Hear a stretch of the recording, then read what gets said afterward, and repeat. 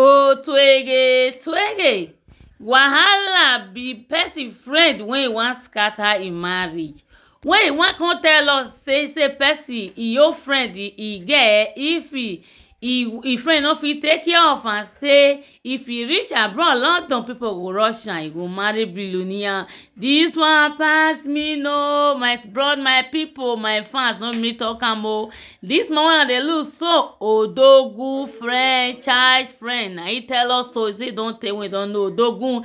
Say Asha na his sister, Odogwu na his friend. Say if Asha see better man marry, say they go wash am, they go make sure they take care of Asha. Oh my people, this one touch me. Now say me I cannot come, but we talk am together as e be no. Before I go there, me I first greet una. Una good morning, una good afternoon, una good evening. I greet una depend when una dey watch my video. Yes guys, today video we are going to be talking about Odogwu Asha for the matter wey dey on ground una dey hear since about their marriage, my people. This one pass everybody. Una know say everybody say prank no be prank o. Everywhere don scatter, area don burst. My correct people, no be small thing no. I say I quick see the video. I say me I quick go give my fans make una see tori one day on ground.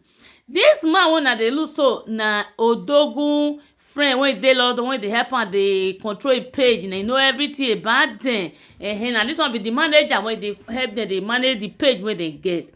As he come out now, inside this him friend to turn better thing to settle the home.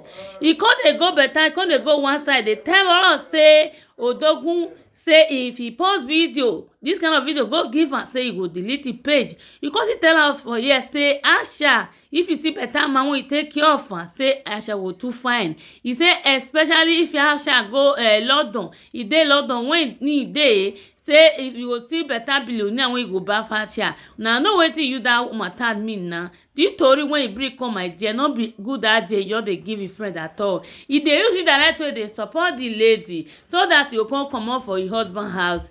No be so friend take dey advise friend. How we say na really good friend, the way you go take talk, you go settle the two matter.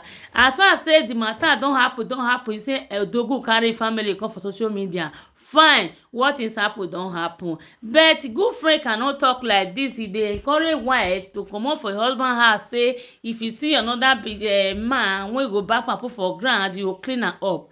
My people, that's why friend don dey tire friends o. My people, no be small gbege. When I hear this matter, I say I go carry am come una hear the video. And if una wan watch the full video, make na go Odogwu full page. Now go see the page, if you go see this him friend for there.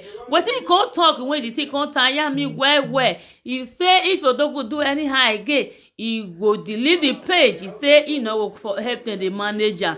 Una know say if I wish say na man na God there, no human be for live, my people. No be small gbege o. Na this one say may I bring her come. If today is your first time you come across my video, my lovely people, follow this page, love and like and share the video so that for those people who never see this video, you will see am, my people. Guys, don't forget to drop your comment the comment section. I love you all. Bye.